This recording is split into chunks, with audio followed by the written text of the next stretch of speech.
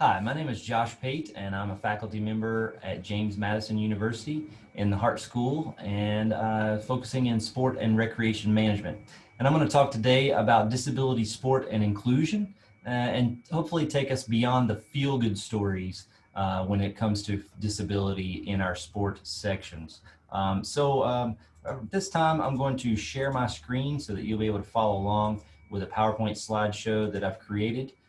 We're sharing the screen now, and I'll move it into presentation mode to give you a little clearer view, hopefully. But there's my contact information, and anytime you need to reach out, I'll be glad to have these conversations with you. I want to start with some friends at Saturday Night Live. At one point a couple of years ago, they focused on a skit that was called The Champ, and it was about a wrestler who had beaten an undefeated wrestler, a competitor who was undefeated for several matches, several years actually. And the whole skit sort of begins by highlighting the successes of this wrestler named Nate because he upset Tyler Stevens, a local wrestler who was just so successful, and it was so unexpected. But what we realize as the skit plays out is that Nate sits down with his family to watch the news, and this story is highlighted on the news, and it ends up showing that the competitor actually gave him the victory and allowed him to win and set it up so that Nate could feel better about himself. And so what this skit ironically was based around was a true story that took place about a high school wrestler who was undefeated, a multi-time state champion, and then allowed another competitor with a disability, who had an intellectual disability, allowed that wrestler to beat him. And so it was a lot of hype and build up and great storyline that the wrestler with a disability beat the undefeated wrestler at the time. And not to discredit the action or the heart of the matter and what this did, perhaps for both parties and all other parties involved.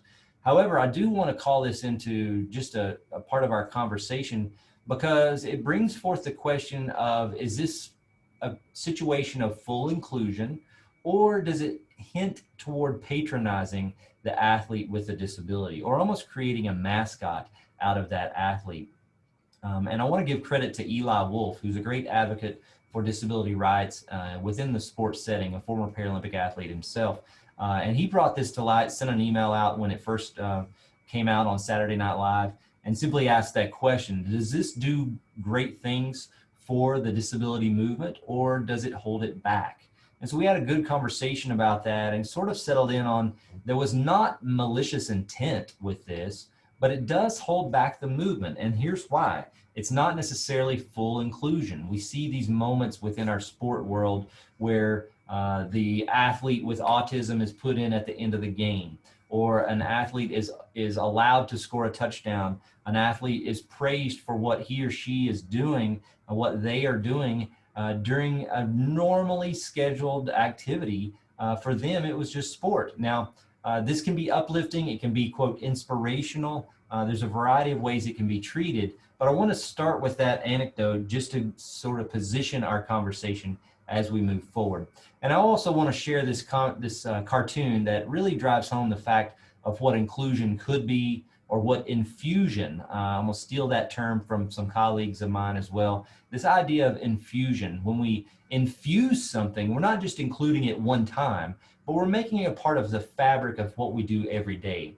And the cartoon shows some kids at the bottom of the stairs of a school, and there's snow preventing anyone from getting into the school. And right now, a custodial worker is shoveling the snow off the stairs, but not the ramp. So one of the kids at the bottom of the entranceway who uses a wheelchair says, "Hey, could you please shovel the ramp?" The custodial worker responds with, "Well, all these other kids are waiting to use the stairs. When I get through with the stairs, I'll clear off the ramp for you." And then, of course, the child responds with, "Well, if you shovel the ramp, then we can all get in." I think this really embodies what where our society sort of misses a little bit on what inclusion is. That if, how many times are we focused too often on shoveling that ramp and allowing the majority to get in, and yet still excluding some members of the minority, when if we had just spent our energy and our time shoveling the ramp, all people could have gotten in, regardless of what minority group that they identify with. So that sort of situates our tone when it comes to inclusion and what that looks like. We're not going to watch this video here about Judith Heumann and disability rights, but I would point you to this perhaps outside of class or outside of your learning environment. Drunk History, which is a series within Comedy Central, provides sort of a comical take on some accurate history portrayals, but they provide a really nice piece on the history of disability rights and the fight for equality among the disability community. And Judith Heumann was really behind that, from things like chaining themselves to buses, public bus system within San Francisco area, to also using opportunities to climb the steps of the White House, getting out of the chair so that they used, and climbing the steps of the courthouse buildings, climbing the steps of the Capitol building, and staging a protest inside the rotunda of the Capitol building. I would urge you and point you toward this for a little bit of a lighthearted look at a serious matter when it comes to disability rights. So I'm using all three of these to sort of set a foundation for us when we come into the idea of what the Americans with Disabilities Act, which is the current piece of legislation, and what it guarantees and prohibits. And I'll focus on one specific area here, that it guarantees people with disabilities have the same opportunities as everyone else. We're not talking about giving preferential treatment. We're not talking about allowing someone to gain access before others necessarily. The Americans with Disabilities Act is simply there to guarantee equal opportunities. And I think that's one thing that's lacking within our sport world, is equal opportunity. And I'll couch that under the idea of equal opportunity for competition as well. Because too often when we're talking about competition, these stories end up being feel-good stories. They end up being situations where perhaps they make us feel good as a society, perhaps they make the person with a disability feel good because they were included. But again, I would go back to the idea of infusion, and are we including them and infusing them into the fabric of what we do as a society, and particularly as a society who is focused so heavily on sport. I'll do a little self-promotion here. This is a picture of me snow skiing. I have a disability. I have cerebral palsy. And this is me snow skiing in West Virginia with my instructor, Chris. And we have a good time over in West Virginia going down the mountains. Nothing like West Coast skiing, but it's still a good time. But I would also point out that the reason I'm bringing this up is there are alternative sports, which is a trend now as far as the growing interest of sport and sport participation. But these alternative sports provide a pretty good entrance way to full inclusion, whether it's snow skiing, water skiing, hand cycling, just basic exercise and fitness. We see campus recreation programs across the country that are really struggling to incorporate students with disabilities into their programming. And something like exercise classes and fitness spaces within their facility, those are easy ways to gain entrance and gain movement toward full inclusion or infusion by simply offering a different type of class, a class with low lighting, a class with lower noise, basically just communicating expectations up front on the website. Those are elements of inclusion and infusion that can be done at low cost, if any cost at all, rather than going the most expensive route and purchasing heavy equipment or highly priced equipment such as sport wheelchairs to play wheelchair basketball. Now, what we get into is when we look at disability, there are multitude of models that really describe disability and how it's portrayed. But we're going to look at two models that are sort of polar opposites. The first one is the medical model, which is a little bit outdated from the disability perspective. It views disability, if we're looking through that medical model lens, well, that means we're viewing disability as a problem for the individual. If I have a disability, it's my problem. Disability is viewed as something that can be corrected or cured or rehabilitated.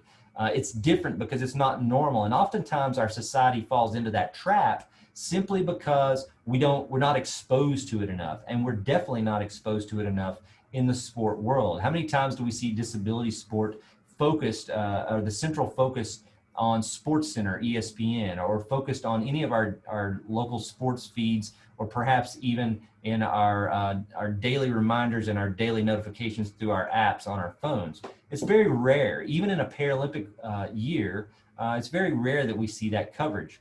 One term I'll focus in on the bottom of that red square is handicapped, disabled, and crippled.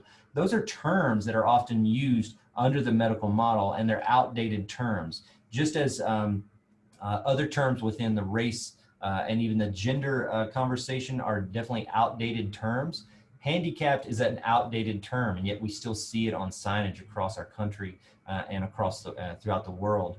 When we label people before we identify the person, that becomes a problem, and that is certainly an example under the medical model.